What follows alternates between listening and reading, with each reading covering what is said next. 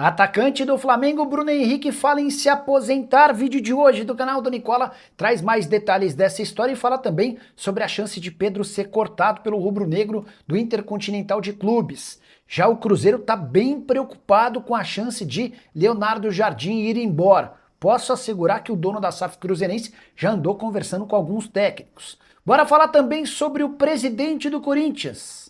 Onde é que foi parar Osmar Stabile, que não esteve com o elenco na derrota para o Fortaleza? Tem novidade importante sobre o Vasco, imprensa colombiana afirmando sobre o interesse do Vasco num atacante. Já o Palmeiras faturou 1,367 bilhões de reais nos 10 primeiros meses desse ano. Vou te trazer todos esses números. Para completar, papo de maluco no Atlético Mineiro, as últimas do mercado, bastidores, finanças e a tabela de classificação do retorno do Campeonato Brasileiro, com algo bem interessante.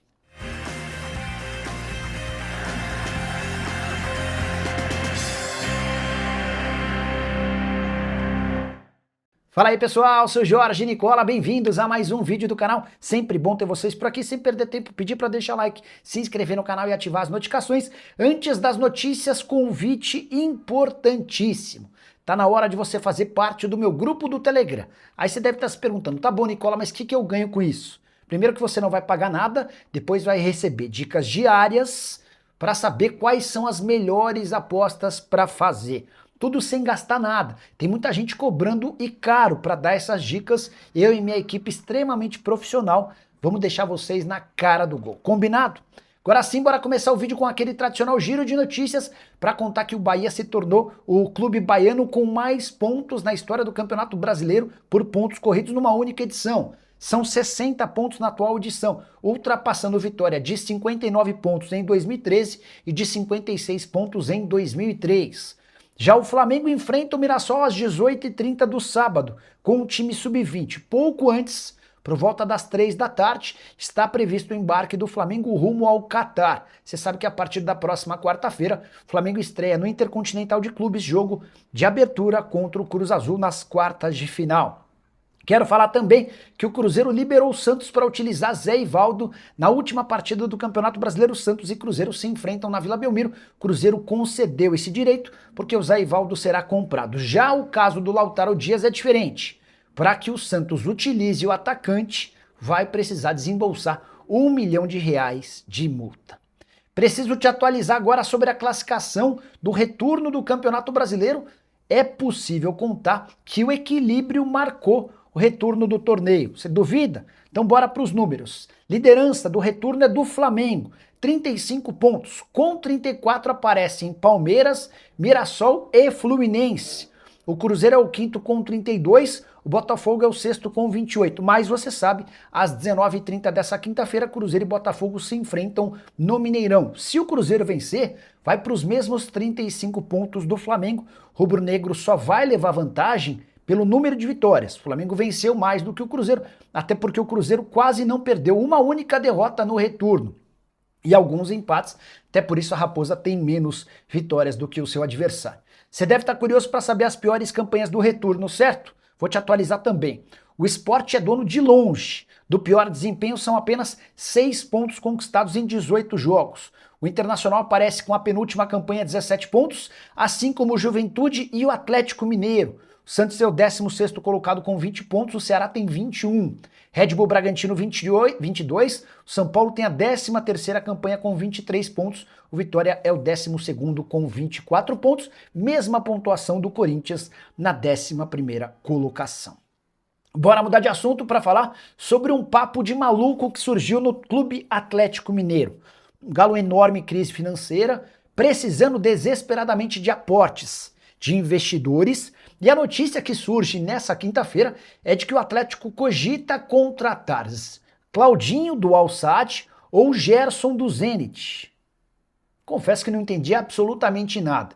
Gerson só sai do Zenit mediante proposta de 25 milhões de euros. A gente está falando de mais ou menos 154 milhões de reais. O Claudinho foi comprado pelo Al-Sadd do Catar em janeiro por 20 milhões de euros. O próprio empresário já disse que não existe nenhuma chance de o Claudinho voltar ao Brasil tão cedo. O que explica esses nomes surgirem no momento de enorme crise e contestação? Para mim, uma grande cortina de fumaça. para fazer com que os acionistas do Galo sejam menos criticados. Houve ataque de torcedores atleticanos aos 4 R's depois da derrota por 3-0 para o Palmeiras em plena Arena MRV. Galo que não tem conseguido ser competitivo, apesar de gastar bem mais do que aquilo que pode. O que você pensa sobre essa especulação envolvendo Gerson e Claudinho? Você acredita? Você confia? Já usa o espaço para comentário e registra a sua opinião, beleza? Hora de falar sobre o Palmeiras, que já faturou nos 10 primeiros meses desse ano 1 bilhão e 300 milhões de reais. O Verdão caminha a passos largos para fazer de 2025 o ano com o seu maior faturamento da história. Na última segunda-feira, o COF, o Conselho de Orientação Fiscal, aprovou os 10 primeiros meses de balancetes. A receita total até outubro era de 1 bilhão 367 milhões de reais. Somente em outubro, um prejuízo, o Palmeiras fechou no vermelho em 32 milhões e meio de reais. De qualquer forma, o saldo no ano é extremamente positivo. O Palmeiras está com um superávit de 296 milhões de reais, ou seja, entre receitas e despesas estão sobrando para o Verdão quase 300 milhões de reais. Com um detalhe importante, a projeção para o ano era de um superávit de 12 milhões de reais. O Palmeiras está bastante acima da média. Só para completar, registrar também que as vendas de atletas foram um grande trunfo da gestão Leila Pereira nessa temporada. Desse 1 bilhão e 300 milhões de reais, 701 milhões vieram com vendas de atletas. O superávit em janeiro e em julho foram os mais significativos justamente no período em que você comercializa seus atletas com clubes do exterior. A última sobre o Verdão. O endividamento do clube bateu 1 bilhão e 20 milhões de reais. Mas antes que o torcedor palmeirense fique preocupado, boa parte dessa grana diz respeito a compras de atletas que serão pagas de forma parcelada. E o Palmeiras tem dinheiro para fazer essas quitações. Essa dívida não deve ser olhada como um grande problema. Quero te atualizar agora sobre uma informação que vem da Colômbia e interessa ao Vasco da Gama. De acordo com os jornais de lá, Maurício Gonzalez, atacante de 21 anos de idade que faz sucesso com a camisa do Tolima, interessa ao Vasco. E mais, segundo a publicação, emissários do Cruz Maltino estão a caminho da Colômbia nessa semana para acompanhá-lo de perto. O jogador pertence a um time pequeno da Colômbia chamado Inter de Palmira. O empréstimo acaba em junho do ano que vem. O Vasco quer se aproveitar dessa condição de um atleta com boa performance e vinculado a um time pequeno para operacionalizar esse negócio e dar um chapéu no Tolima. Na atual temporada, o Gonzalez soma 25 jogos, 5 gols e 3 assistências, é titular absoluto do Tolima. Para completar, só explicar que ele é canhoto, driblador e tem enorme potencial. Saideira sobre o Vasco. O Piton passou por exames que não constataram a necessidade de cirurgia. Ele tem uma lesão no ligamento colateral medial e não no ligamento cruzado. É quase impossível imaginá-lo em campo nas partidas de semifinal da Copa do Brasil contra o Fluminense, mas dá para cogitar que o Piton possa fazer parte das primeiras rodadas do Campeonato Brasileiro do ano que vem. Você sabe, o Brasileirão começa em 28 de janeiro. Bora mudar de assunto para falar sobre o Corinthians. Cadê o presidente Osmar Stabile? Essa pergunta foi feita por praticamente todo mundo que teve acesso à delegação alvinegra lá em Fortaleza. O Corinthians perdeu nessa quarta-feira para o Fortaleza, na capital cearense, por 2-1. E chamou a atenção a ausência do presidente Osmar Stabile, alguém que costuma estar ao lado do time nos jogos em casa e fora. Dá para dizer que o Stabile teve compromissos particulares que o impediram de viajar. O presidente passou por uma limpeza e clareamento dentário, que exigiu repouso. E aproveitou que precisaria de alguns dias de descanso para fazer também um reforço capilar. Parece que a ideia do presidente é ficar um pouco mais descolado, bonito, no estilo. Mas vários opositores se aproveitaram para fazer críticas ao Stabile, entendendo que esse não era o momento mais adequado para fazer qualquer tipo de mudança no seu visual. Corinthians precisando de vitória na briga por vaga em pré-Libertadores. Você sabe, depois de perder para o Fortaleza, o Corinthians não consegue mais ficar em 8º lugar no Brasileiro. Dessa maneira, dá para cravar que a última chance de o Corinthians participar da Libertadores do ano que vem é vencer a Copa do Brasil. Para isso, terá de passar pelo Cruzeiro nos dias 10 e 13 de dezembro e pelo vencedor do outro duelo na decisão da Copa do Brasil. A outra semifinal tem Vasco e Fluminense. A saideira sobre o Corinthians como já era de se esperar, o Shakhtar recusou a proposta de reempréstimo feita pelo Corinthians em relação a Maicon. Até porque o Corinthians deve 1 milhão de euros e já foi, inclusive, condenado pela FIFA. Nos próximos dias, a Corte Arbitral do Esporte deve confirmar o pagamento de 1 milhão de euros. Para que o clube ucraniano negocie o Maicon, há necessidade de quitação dessa dívida e da compra do Maicon por mais 2 milhões de euros. Hora de falar sobre o Cruzeiro, informação exclusiva. O Cruzeiro está muito preocupado com a possibilidade de perder Leonardo Jardim, o técnico português que faz excelente trabalho, tem vínculo até dezembro de 2026, mas tem deixado no ar a possibilidade de ir embora ao fim dessa temporada. Pois bem, fui conversar com pessoas próximas ao dono da SAF cruzeirense, o Pedro Lourenço, e amigos do Pedro me contaram que ele já andou conversando com grandes empresários para entender possibilidades no mercado. Se o Leonardo Jardim for embora, como o Cruzeiro deve se comportar?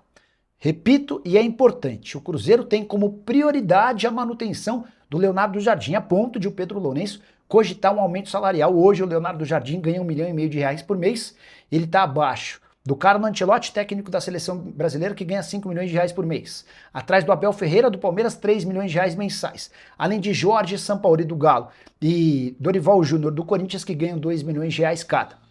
Pedro Lourenço não vai hesitar em dar um aumento para o técnico português, mas o histórico recente do Leonardo Jardim é de ficar apenas uma temporada nos clubes. Tem sido assim desde 2020, quando ele comandava o Mônaco. Em todos os outros clubes pelos quais passou, ficou uma temporada e foi embora. Diante desse cenário, o Cruzeiro já começa a estudar o mercado. E quero acrescentar uma outra informação super importante: Paulo Pesolano, uruguaio que passou pelo Cruzeiro na era Ronaldo, é alguém que agrada demais ao dono da SAF cruzeirense. Bora falar agora sobre o Flamengo. Bruno Henrique cogita se aposentar no fim do ano que vem, vestindo a camisa do Flamengo. Logo, o Bruno Henrique, de apenas 34 anos de idade, ele conseguiu fazer uma temporada boa, com poucas lesões, 58 partidas, 15 gols e 2 assistências. A revelação sobre seu futuro foi feita pelo próprio Bruno Henrique. Depois da conquista do título do Campeonato Brasileiro, na noite dessa quarta-feira, o Bruno disse o seguinte, abre aspas: "Meu desejo é terminar aqui no Flamengo, e eu acho que esse momento está chegando. Jogar esse último ano com o Flamengo e, quem sabe, pendurar as chuteiras." O contrato do Flamengo com o Bruno Henrique se encerra justamente em dezembro de 2026. E o atleta, que tem 34 anos de idade, teria 35 no fim do ano que vem. Confesso que fiquei surpreso com a novidade. Bruno tem se envolvido em uma série de polêmicas extracampo, a maior de todas relacionada àquela aposta esportiva que quase lhe tirou dos campos por 12 jogos e que ainda rende um processo na esfera judicial. Ele tem sido acusado pelo Ministério Público de uma série de coisas. Bruno, que também se envolveu numa confusão extraconjugal, enfim, isso não vem ao caso. Temporada de 58 jogos, 15 gols e 2 assistências, salário de 1,5 milhão de reais por mês. A saideira sobre o Fla. Rubro-negro ainda não crava a presença do Pedro entre os relacionados para o Intercontinental de Clubes. Vale a lembrança de que o Flamengo estreia na próxima quarta-feira contra o Cruz Azul e pode inscrever apenas 26 atletas. Se o Flamengo tiver a convicção de que o Pedro não poderia jogar no dia 10 contra o Cruz Azul, eventualmente em caso de vitória no dia 13 contra o Pirâmides, é possível que ele seja substituído por outro jogador. O Pedro foi perguntado sobre o tema e disse, abre aspas, "O braço já evoluiu bem, estou quase 100%, mas não totalmente recuperado. Estou em estágio avançado. Infelizmente, a lesão na coxa me afastou do último jogo e também da final, mas estou lutando para estar presente na competição. Não é fácil, não foi, até porque foi uma lesão séria", disse o Pedro. E você, o que pensa sobre a aposentadoria do Bruno Henrique, a chance de o Pedro nem sequer ser inscrito no Mundial, ou sobre qualquer outro tema que eu contei no vídeo? Não esquece de comentar aqui embaixo, de deixar like e principalmente de se inscrever no canal. Abraço para todos, tchau!